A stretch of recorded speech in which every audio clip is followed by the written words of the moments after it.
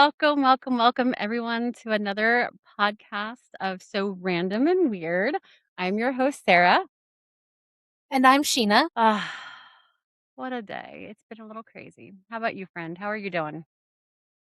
Ugh, I am so ready for fall. I Yes. want it to be Yes. 70 degrees only. 70 Yes. Or degrees and then cooler. like 40 or Yeah. cooler because I'm not well.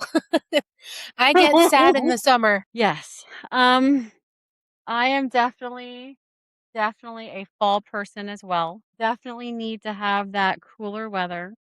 Um, I feel like the Wicked Witch of the East, Wicked Witch of the West. I melting, Mhm. melting. That's how I feel. Yeah. That's how I feel. Um, I mean, like you just walk out and like I feel like we used to have seasons. Now I just feel like we have summer and horribly cold, like horribly hot and colder than a witch's teeth. Seriously, I mean, it's like I feel like there's no, like, nice days anymore. I mean, we have some, I know we have some, but, it just feels like we go right from, like, blizzardy weather with, like, nasty snow to hot, and I miss fall, and I miss spring, like, when you those in between seasons where you just walk out and it's like, "Oh," you know? Well, the Just the thing is like when I moved here um to the Salem area, I didn't know what I was going to be getting. And this whole entire last year that I've been here, it has been rain, rain, rain, rain, rain. And then all of a sudden, like the end of June hit, and then it has just been hellacious. I remember you've talked about it a couple times, and I feel so bad for you because, honestly I well, I used to be a reenactor and I used to be able to do heat, but now I need to have AC and I can't. I'm getting more like my mother. Oh God. Oh God. In my old age. Oh God. And I feel so I know like you were struggling because I think at your last apartment you didn't have like AC or something and you were, like, really struggling, and I'm like, "Oh my god, Sheeta, how are you doing this? How are you surviving?" But how like, Well, the thing is, how too, hot has it been getting there for you, though? How hot? Like well, this week we hit 100, which is ooh, really rare, you know, yeah, like, and that's what people have been saying is that it's really rare that it hits 100 around here. So, Um, thankfully, I've been able to get a portable air conditioner, but it's a pain in the ass because of how like my windows are set up and like the yeah. one that's right behind me here, I could open it, but there's no screen. Your kitty So, cat. Oh, you don't wanna do that. Yeah, yeah, no. especially because Yeah. it's a big window, as you can tell. So, yeah, it's really hard. I've only got like two windows, one in my bedroom and one on the Gosh. opposite side of this, and Yeah. I've got a I've got a fan in there and I've got it where it can circle out the Mhm. air, Yeah. It but also, like, kind of trying to oh, get the portable air conditioner's air vent up in there mhm. is just pain in the ass. Yeah. Yeah. No, it is. It is a pain. Oh, I'm So, sorry. Ah. it's okay. I mean, that's why my Scandinavian Slavic side is showing real Yeah. real nice bright. No, I don't know. Yeah, I don't have that, but I mean, I just have I'm maybe I have sympathy brightness, sympathy Scandinavian symptoms because no, I think I just have rosacea. But no, every time um I drink or like if I get like just really warm, or even embarrassed. The other day, I had a couple friends over and they were teasing and joking around, and I started blushing, and apparently my face got like super red, as it is wont to do when I am embarrassed or mortified or yeah, so and I'm like, "Great," because nothing my face does not hide anything, it's just red, Yeah, so, well, that and also I'm on mm, medications that make me heat intolerant too. So I'm just yeah. like, whatever. I'm just gonna just sweat and Yeah, be cranky about it. yeah, and yeah, the same way, same way. I get, yeah, I get nasty in the heat, needless to say, it's not, yeah. Anyway. Alright, well, let's get started.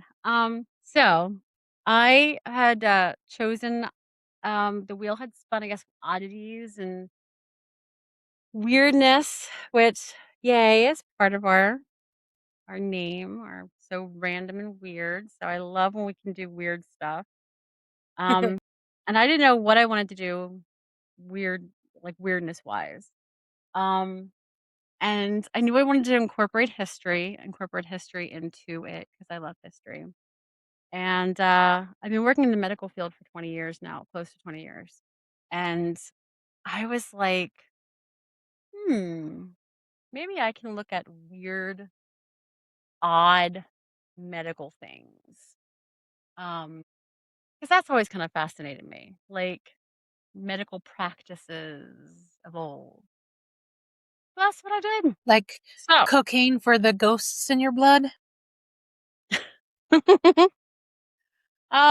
yeah, I felt like, we're gonna look at some of the weird because I mean, I know some things that were done, like, during Civil War times because, well, I'm a Civil War reenactor, so that already today.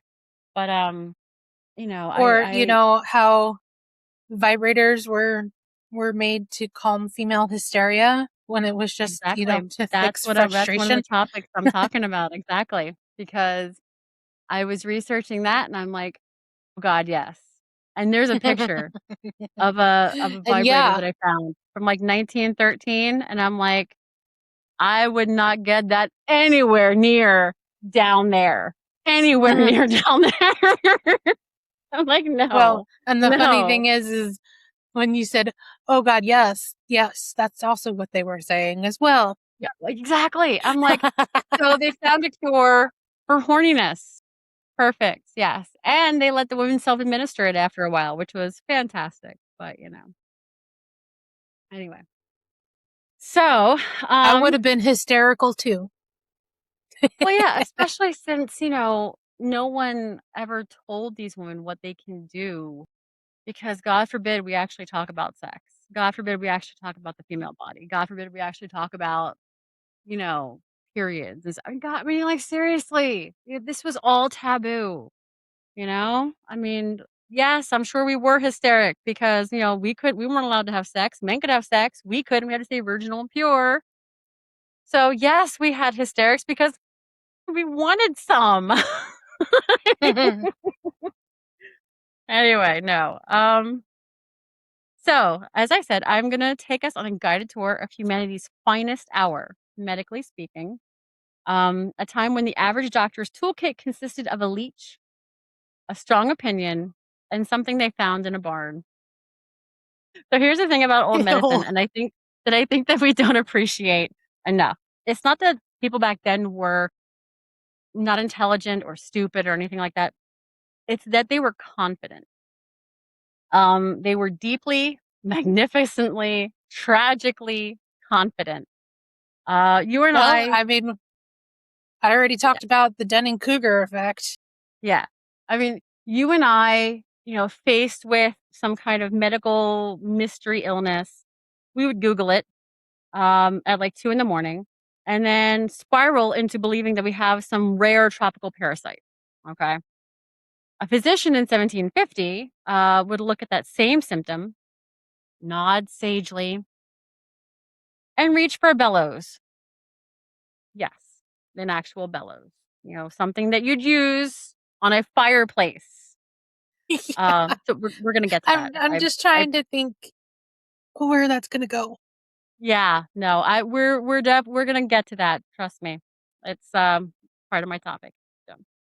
So today's itinerary, because I like to think of this as like a tour guide, and I'm your extremely underqualified tour guide. We're going to be talking about tobacco smoke enemas. Eh. Yeah. We're going to be doing the multi-century fiasco known as female hysteria that you have brought up, Sheena, and its treatment. And then I'm going to close out with a personal favorite of mine, a treatment that It involves doesn't happen climbing to inside a decomposing whale carcass. That's almost as bad as like I was reading something and there was an ancient abortifacient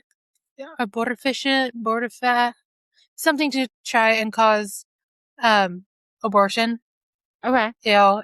Mhm. And what they would do is they would mix together some stuff with alligator dung and stick it up the I had mercury in it too. Mercury was huge. Mercury, and I'll talk about well, that here I later don't on too. know. Mercury was huge. Well, I don't know in Egypt, but Wait, that was in Egypt? Oh, yeah, no. I don't know what they would have used in ancient Egypt, to be honest with you. But yeah, poop was poop and available. pee was readily available, and it was used frequently in Mesopotamia, ancient Egypt, yeah, Rome, Greece. Fantastic. We loved reusing Brush your teeth, things. Yay. brush your teeth with urine. Oh yeah. Woo! That was hot. Going home to the boyfriend or going to the boyfriend or the husband. Hey, sweetheart, how are you? You know, to have that pee breath. You know, actually, urine is quite clean. I hate to say that. until until it leaves the body. Uh, uh yeah. I mean, it's yeah. I mean, you can drink pee to stay hydrated if you need to. I have a friend who he was in the military, he was in the Marines, and they were, you know, that was one of their training things is, they had, that the peeing, that's what they were taught to stay hydrated if they ever, had to, survival. And that just grossed Never me heard out. that from my dad. Grossed me out. Yeah. So, Dad but never shared that with me. So it's survival. It's definitely I mean it's yeah, but I don't think I don't know. If I was maybe desperate enough, who knows? But anyway. Um, okay. So yes. So I want to set some ground rules before we start, mostly for myself. Rule 1, I am going to sound extremely superior about all of this. And I want to acknowledge that right now up front because, in 200 years from now, someone's going to, look at this podcast about us, hopefully, and how we inject, Botox into our foreheads and call it self-care.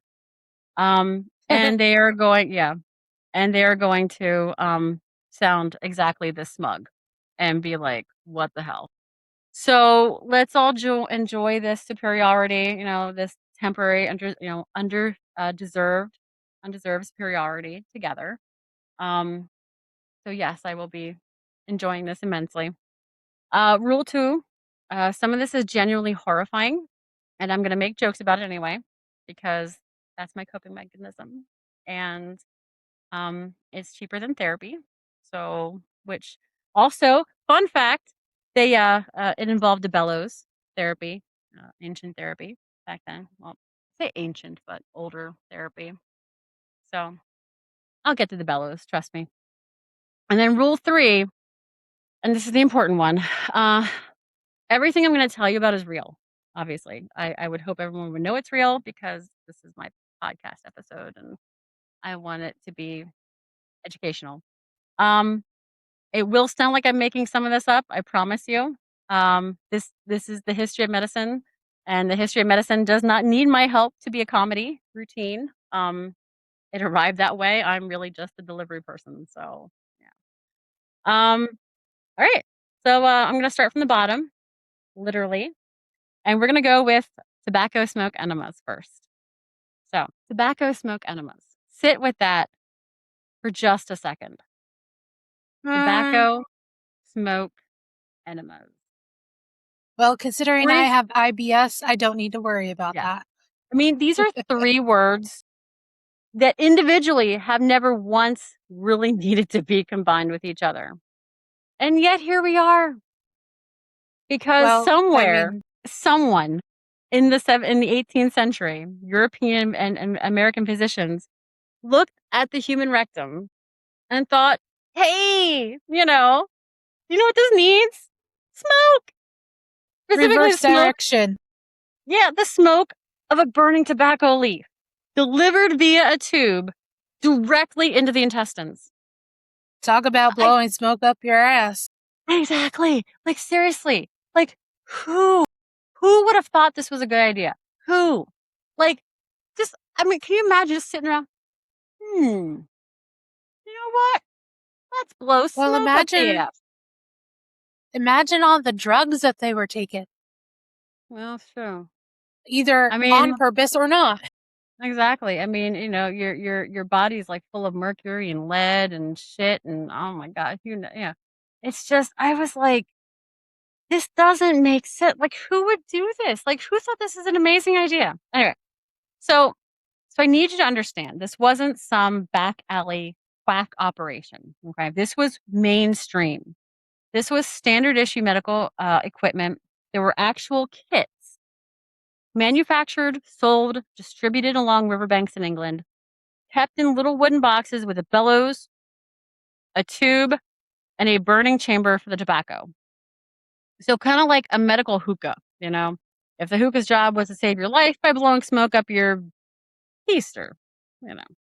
So, so here's how the logic worked. And I promise you, I'm not embellishing this. Tobacco was believed to be a stimulant. It could warm the body. It could revive a person. It could theoretically get things moving again in the body that had, shall we say, stopped moving. So if a little smoke was good, then smoke delivered directly to the source of the problem, bypassing the lungs entirely and going straight in through the back door. Um, so that must be even better because why not?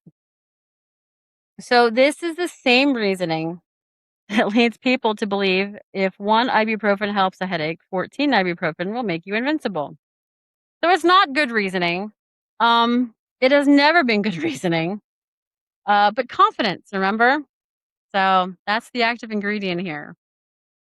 The device itself deserves a moment of appreciation because someone had to actually engineer this thing. So Could you imagine it's being like, hey, hey, Larry, come over here. We bend heard over, buddy. yeah. God. Oh God. And I'm sure these people are so bloated. I mean, if they're obviously they're constipated, so bloated. God, oh God. Anyway, Too bad they um, didn't have coffee. but they did. That's the thing. They had coffee. I don't know. Anyway. So I guess in England, well, yeah, 18th century. Depend, yeah. I mean, and because it happened in the Americas too. So I mean, they had coffee in America. So yeah, who knows? Anyway, so the equipment consisted of a bellows. Again, the fireplace kind of, that you pump the fan thing. It connected to a tube, which connected to a small bowl where the tobacco would smolder. You'd insert one end where it needed to go, and then a second person, and I cannot stress enough that this required a second person. Actually, Someone who woke up that morning and structured their entire day around this would pump the bellows, forcing the smoke through the tube and into the patient. you know what? Never mind. This is just medical jackass. It's I'm like, I'm like, hey, Bill, what you doing today? Let's blow smoke up my guys. They Let's see can't if it move. makes some shit. I mean, what? Like, I mean, oh god, and then you have to like pull this. I mean, if it did work, you have to pull the tube out so you can quick run to the porta potty outside, to the potty outside, or the chamber pot, I and mean, oh the my hole in the god, ground.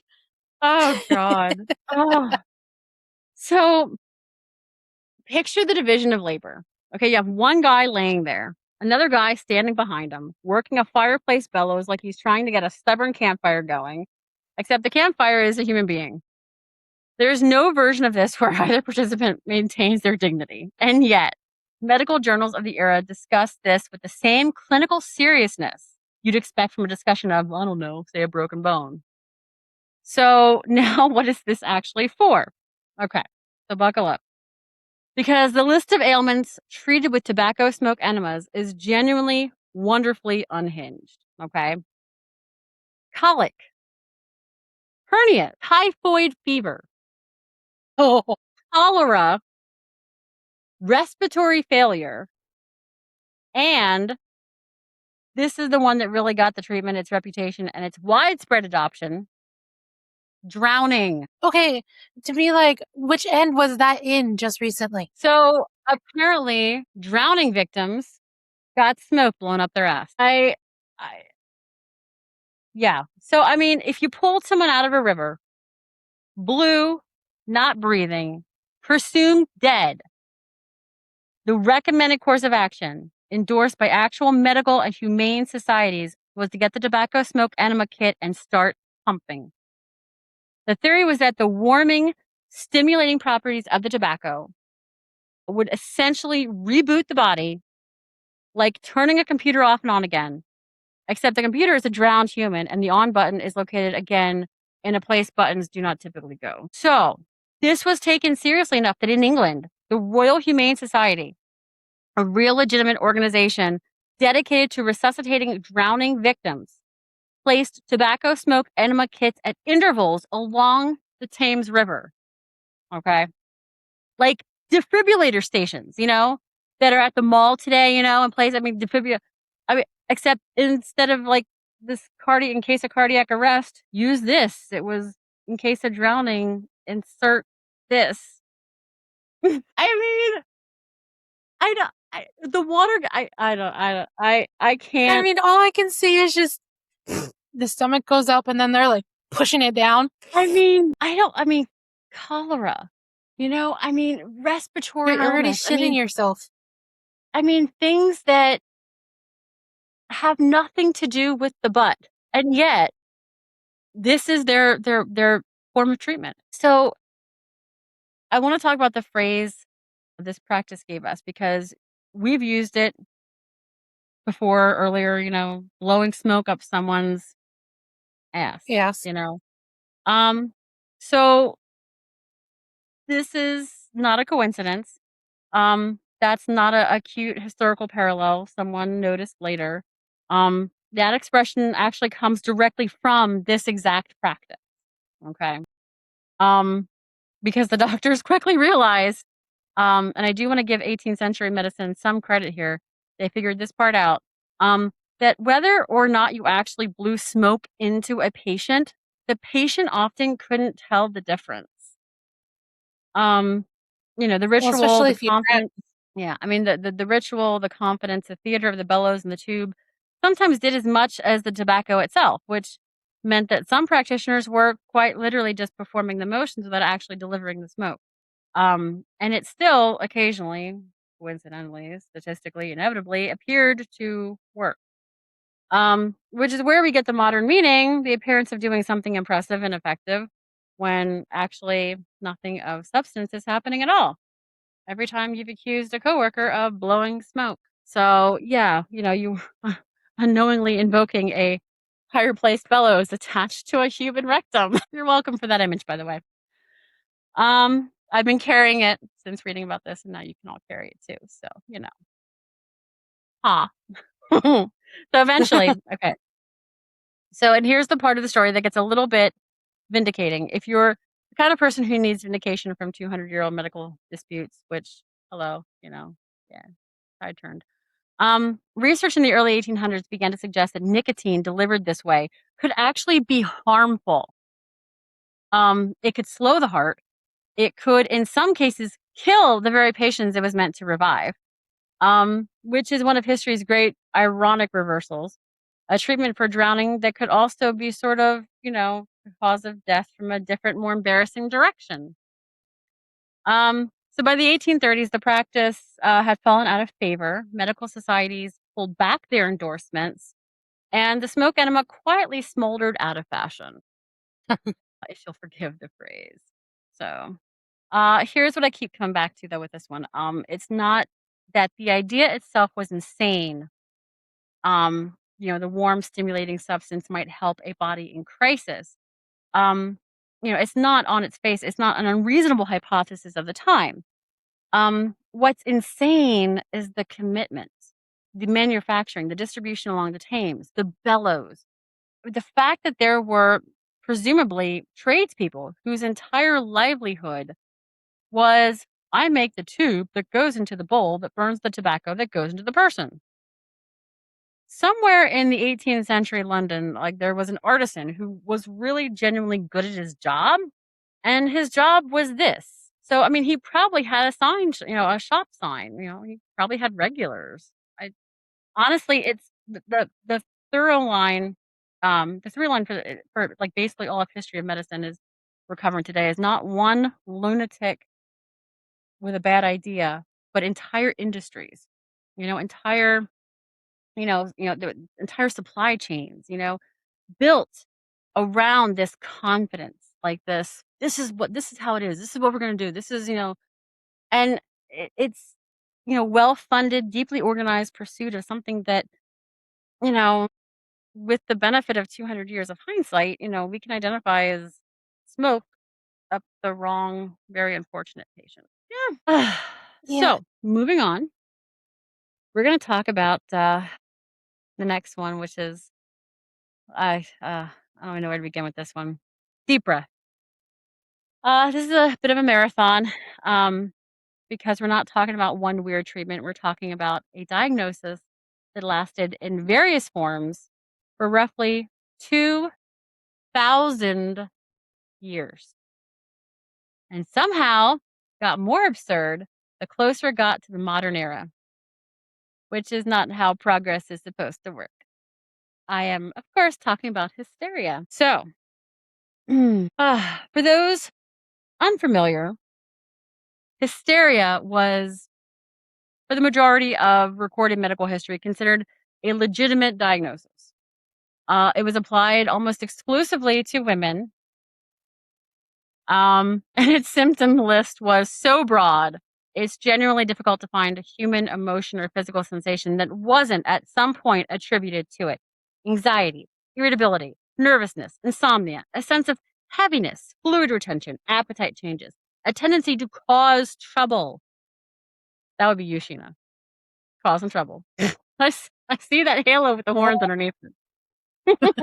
Hey, you know what? I have a tattoo. I have 2 stars on my back. One is a devil and one is an angel. There's a Yep, reason for yep. that. So I want to note that the last one is a direct paraphrase of an actual historical medical framing, not a joke I invented, by the way. If a woman in earlier centuries was anxious or bored or angry about something completely reasonable or simply inconvenient to the men around her, there's a diagnosis ready and waiting to medicalize that inconvenience right out of the conversation.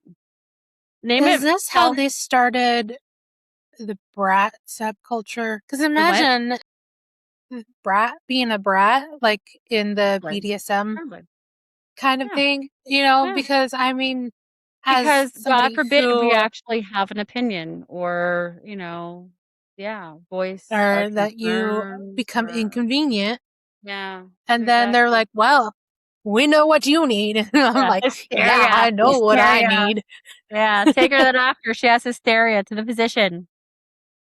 Um, Yeah, please, please. so the name I need to go itself, to the doctor. yes, because oh, we're not the you know quiet women that you want us to be. That don't cause any harm or any, you know, oh, just I want to scream. Okay, so yeah, So anyone that had a Well, that's the personality point. had hysteria. Anyone who had a personality had hysteria. That's what I'm saying. Um, okay. So the name itself is the first clue as to what's really going on here. Hysteria. Um, it comes from the Greek word hystera, meaning uterus. Ancient Greek physicians, including the tradition attributed to Hippocrates, believed the uterus was essentially a mobile organ, not fixed in place, wandering, prone to drifting through the body like a discontented tenant, bumping into other organs and, and causing chaos wherever it landed. And this was men with their opinions over our bodies. Thank you. I'm just pointing that out. Thank you. Anyway, um, this was Yeah, as called, yours flaps about. yeah, this was called delightfully the wandering womb. If a woman experienced shortness of breath, physicians might conclude that her uterus had wandered up toward her throat. If she had digestive trouble, the working theory was the uterus had relocated to her stomach. Just because we freaking have a uterus. You know what? You know what? How about the prostate? Let's talk about the prostate. Let's talk about how men have, anger issues because of their prostate wandering around. I We can digress. relocate that real easy. It's so ridiculous. It's so ridiculous, like what they thought, because like no one knew. Anyway. Um, okay. So I want you to appreciate just how much this explains, how little it explains simultaneously. So it's an incredibly flexible theory. It can account for nearly any symptom, and it requires zero actual evidence. Because how exactly is anyone checking? My point. Nobody's doing an ultrasound in 400 BCE. The wandering womb theory persisted in various forms for centuries, because it had the two properties that bad medical theories throughout history had needed to survive. It was unfalsifiable, and it was convenient for the people in charge of deciding what counted as an illness. So the treatment in this early era, was often startlingly literal. Get the wayward organ to migrate back to where it belonged. Okay. Physicians would place sweet smelling substances near the vagina on the theory that the uterus, drawn toward the pleasant aromas, which, by the way, back then might have actually been kind of nice because, if you have sweet smell, well, anyway, I digress on that one too. Um, so, drawn toward pleasant aromas, would wander back down to its proper location. And I want you to sit with this one too. They would place foul smelling substances near the nose and mouth on the theory that the uterus, repelled by the stench, would flee back downward away from the offending smell. Well, you know what? I think there's a different way that I would prefer to reorganize my Exactly. insides. So I mean, you can put the sweet smelling stuff down there. I'm perfectly fine with that. Anything helps. Um, but I really don't want God, it was probably dung too. It was probably like poop and pee. God only knows what it was. I mean, just, because that was readily available as well. Um, yeah, I really don't want that. Thanks. I'll have my opinions. Thank you. Screw you. Anyway, I love it. The wandering womb in this model is basically a very moody house guest that you're trying to lure out of the living room using scented candles and alternatively tear gas. So let's fast here, forward kitty, kitty, because kitty, kitty, kitty, kitty. because the story doesn't get less strange as we go. If anything, it gets more institutionalized. By the medieval and early modern periods, the wandering womb theory had largely fallen out of favor among serious physicians. But hysteria, as a diagnosis, did not go anywhere. It just changed its explanation. So now it wasn't a wandering organ, it was a broader disorder of the female nervous and reproductive system, generally vaguely attributed to some dysfunction of the womb or a woman's reproductive health. Um, More generally, without like physicians needing to get too specific about the mechanism. So, which frankly is a pattern you'll notice throughout medical history. When the explanation stops holding up, the diagnosis survives anyway, and a new, equally unverifiable explanation gets slotted in behind it. So, the treatment doesn't need consistent theory, it just needs enough authority behind it that nobody questions it, basically. This brings up the part of the story most people have actually heard of, usually via slightly nervous laugh. Haha. The treatment of hysteria through what physicians clinically termed pelvic massage, performed by a doctor, hmm, a male doctor, of course, in a medical office to induce what was referred to at the time as a hysterical paroxysm. So I want to be very precise here because there's some genuine historical debate about how universal this specific practice actually was. Um, some historians argue it's been somewhat exaggerated in popular retellings, but the documented core of it is this: from roughly the late 1800s onward, some physicians did treat hysteria through manual pelvic stimulation, intended to produce what we would now recognize with the benefit of frank modern vocabulary as an orgasm. Yeah. And they Gee did whiz, she this was just so pent up. exactly. And they did this while considering it a serious, unerotic, purely clinical medical procedure. The Sure. yeah. Sure, Jan. Oh, it must be hard to Sure. be a doctor, let me tell you what. Um, so the framing at the time was almost aggressively unsexy. This was positioned as tedious, hmm, time-consuming work for the physician, a technical release of nervous tension, absolutely not understood or described as a sexual act, at least not in the professional literature, you know.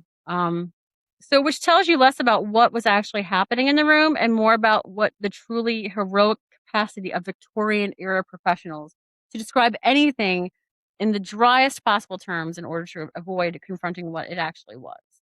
Sure. Because they haven't heard that sound before Yeah. Yeah. in a brothel room. Oh yeah. Well, I'm sure sure Victorian men didn't hear that sound unless it was faked.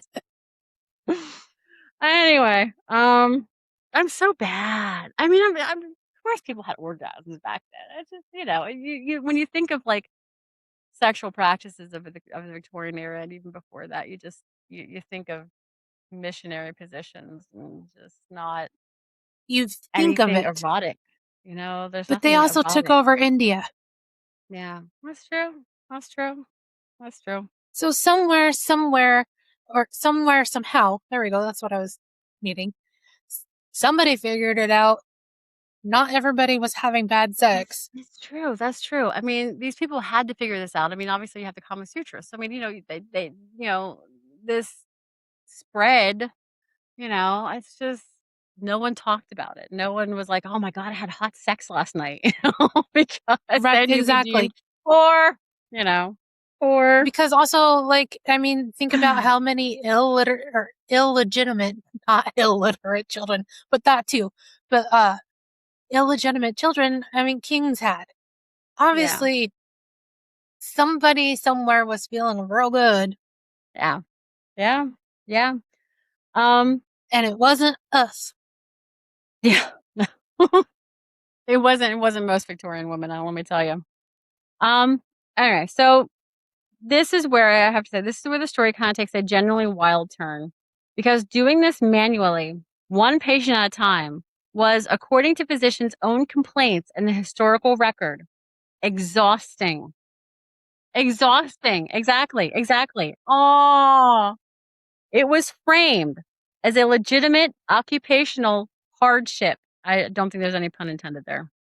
Um, there are historical accounts of doctors describing the physical fatigue of the procedure as a real burden on their practice. So naturally, in the grand tradition of humans solving inconvenient manual labor with machinery, this is one of those threads historians point to in the early development and marketing of electromechanical vibrating devices. some of which were sold and marketed for home and clinical use as a therapeutic instrument, with the specific hysteria application either implied or stated outright in period advertising. So the vibrator, in other words, an object that has had a long journey through polite society to its current retail presentation, has murky the real roots tangled up in exactly this medical tradition. Marketed at the same time with a completely straight face as a device for treating a diagnosis that, again, existed largely to medicalize normal female emotion and behavior. Well, and it's just like, oh yeah, here's, what else has been medically generated, like Viagra. That Yeah. was for heart problems. And now, it's like, oh yeah, I can't get it up, so we're going to get a little blue pill. Well, that's okay to have too. Well, Yeah, unlike birth control sure. pills, which we can't have anymore because the guys can get it up, but we can't protect ourselves. Anyway, oh God, smack my mouth. I'm really going on a tangent here tonight. Sorry, not sorry. Okay, so I have to say the sheer audacity of that timeline. I have to say, society decides normal female frustration is a disease. Okay, physicians treat that disease using a technique they insist, with impressive collective effort, is not sexual. Okay, the technique proves labor intensive. Industry responds by inventing a machine to automate it. And this entire chain of events, okay, is presented at every single step with total clinical calmness and seriousness. Like, nobody in this story, as far as the written record shows, ever stopped and went, wait, hold on. That's the part that gets me. Like, seriously, not that it happened, but that it happened for decades without anyone in the room saying the obvious thing out loud. The diagnosis of hysteria itself had an absurdly long institutional life. It remained a recognized medical and later psychiatric diagnosis well into the 20th century. It wasn't formally removed from the American Psychiatric Association's diagnostic manual until 1980. 1980. I'm not I surprised. mean, 1980, for God's sake. I At mean, which look point at at which point it was effectively broken up and reassigned into more specific, more legitimate diagnostic categories. So, I mean, this means there were people alive today listening to this podcast, hopefully, who were adults with jobs and driver's license, while hysteria was still an official medical diagnosis that could be applied functionally to any woman a physician parents. found sufficiently difficult. Our Like, parents. yeah, yeah. My mom, I'm sure she had hysteria. I mean, my mom was Yeah. born in 1964. Yeah. Yeah, exactly. I mean, it's incredible that this lasted so long. So, and look, I mean, I've been making, jokes this entire segment because that's the deal I made, at the top of the show that I'm going to be doing this. But I want to say plainly and for the record that the actual function of the hysteria diagnosis across its 2,000-year run was almost never really about medicine. It was a tool. It took normal human emotional experience, grief, frustration, anger at genuinely bad circumstances, sexual frustration, boredom, ambition that had nowhere sanctioned to go, and it relabeled it as a disorder located in the female body, treatable by male physicians using techniques male physicians designed, justified by theories male physicians invented: the wandering womb, the pelvic massage, the vibrating machines. The specific techniques changed a lot over 2,000 years. What didn't change nearly as much was who got to define what counted as sickness and who got profit from treating it. So, yes, big laughs, bellows, and wandering wombs and vibrating machines with a straight face, but also an actual 2,000-year mechanism for not taking women seriously, dressed up every single time in the confident language of medical science. I mean, that's worth sitting with for a second, and even on, a podcast that I'm making a lot of jokes with, but honestly, because it's where the sitting with needs to sink in, it needs to sink in. Okay, on the lighter side, I'm going to talk to you next about whale carcass baths. Woo! Sounds relaxing, doesn't it? Woo! Thrilling. That's what I want. I want to sit in a whale Yeah. carcass. Okay. So, nothing about this next one is going to make you think deep thoughts about societal structures. I promise. This is, like I said, this is one that mm, very interesting. It's purely structurally, insanely disgusting. This is a palate cleanser, the disgusting, blubbery palate cleanser. Let's talk about whale carcass bath. So here it is. I want you to imagine you're hearing this as a 19th century patient. Okay. Let's say you have rheumatism. Okay. Severe joint pain.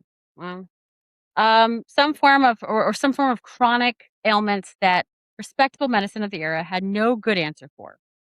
Someone tells you that if you travel to the coast, find a recently deceased decomposing whale carcass and climb inside of it into the body cavity, into the warm, rotting, gas producing interior of a dead whale, and you sit there and marinate for a time, you will emerge cured or at least significantly improved. No.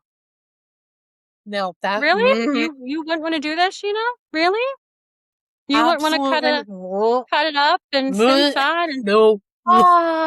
just like nom nom nom nom nom, meditate inside this putrid Absolutely not. carcass? People did this. Okay.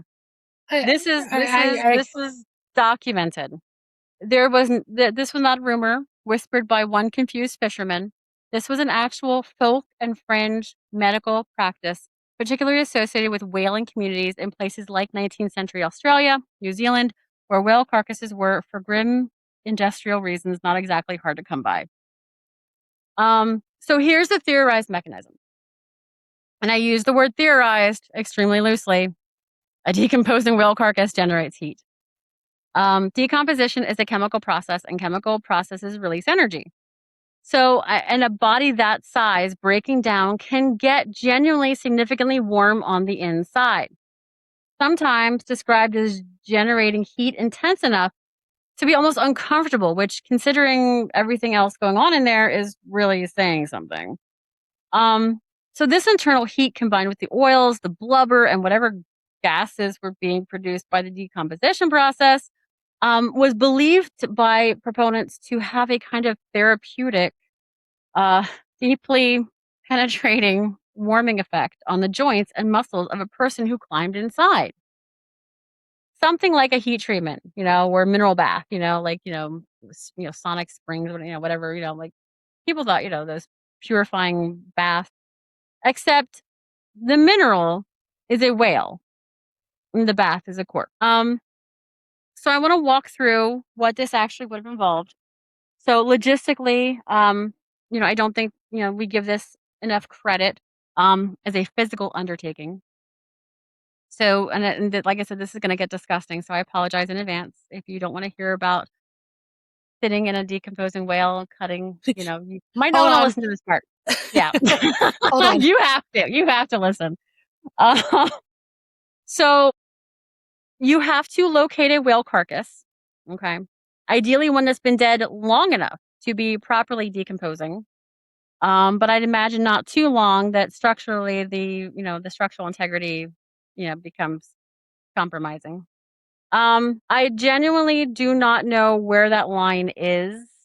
They might have known that better back then. I don't know. Like Well, and what, depending on how many temperature, days? Yeah, I don't know. Um, So I'm extremely glad that it was not my job to know. Um, so then you have to actually get into it. So whale skin and blubber is thick. We're talking feet of material in places. So like this isn't just like climbing into a hollow log. Someone would typically need to cut or otherwise create an opening.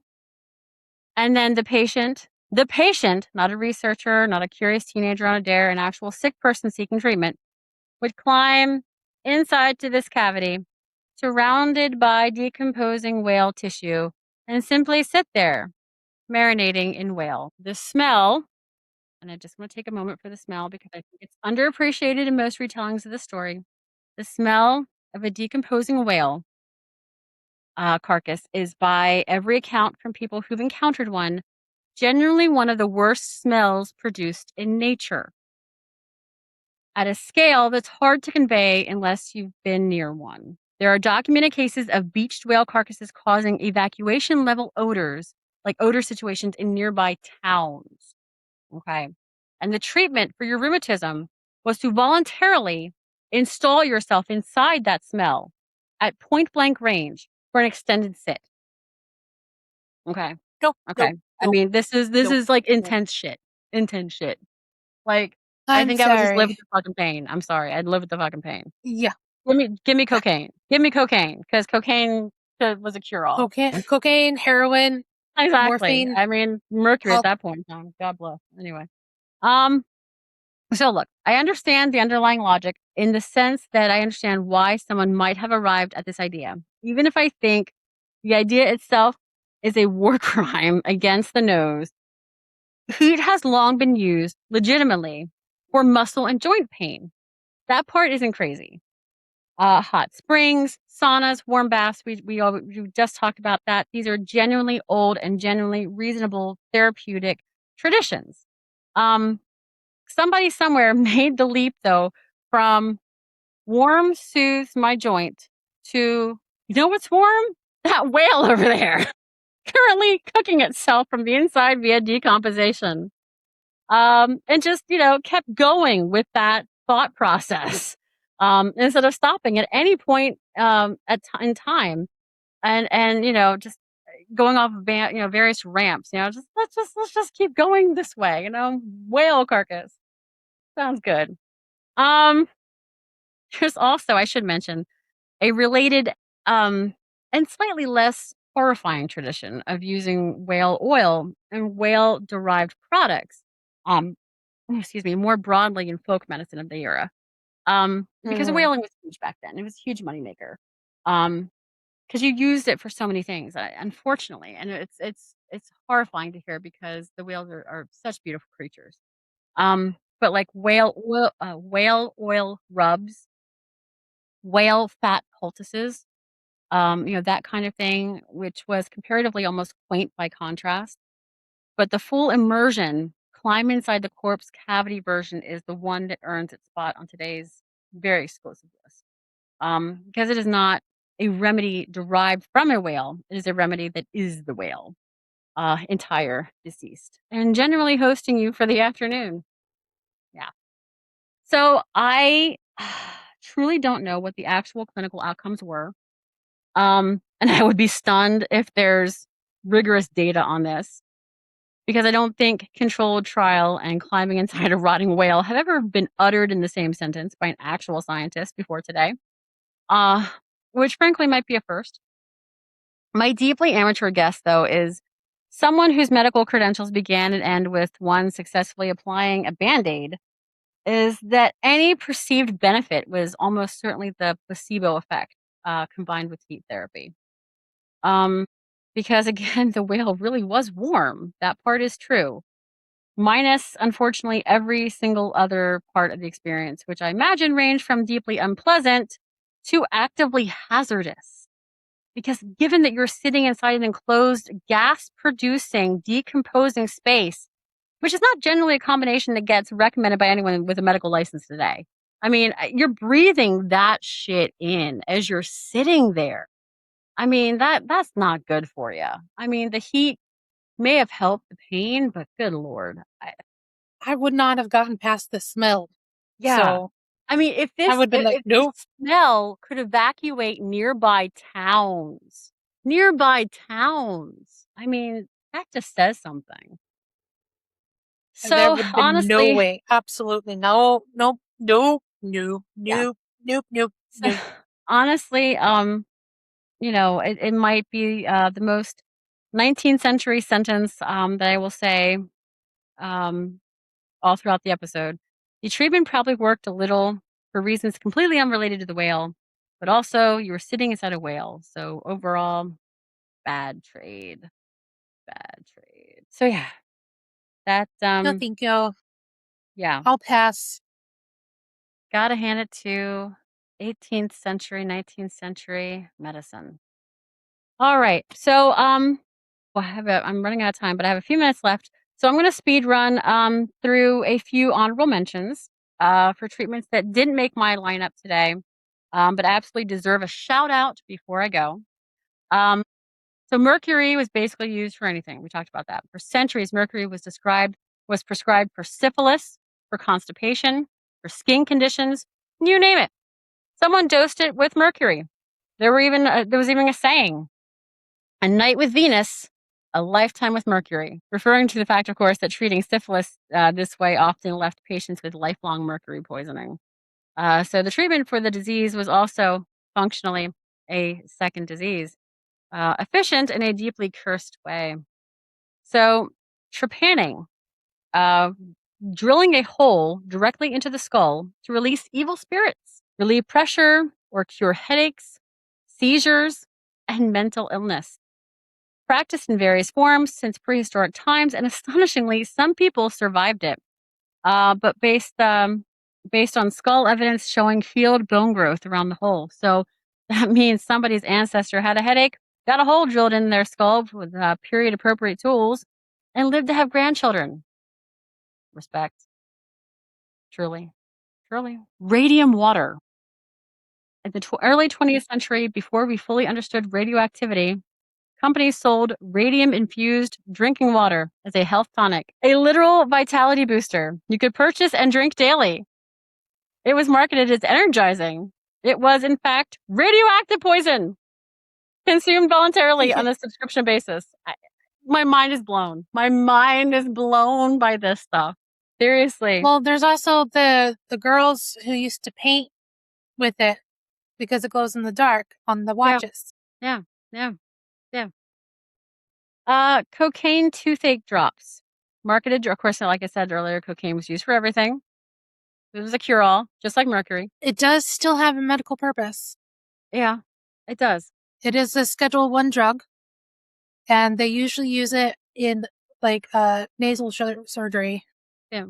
So Um, so marketed directly for parents, to parents for children, as an instant and effective remedy. And it did generally stop the pain on account of it being cocaine, but yeah, given to children.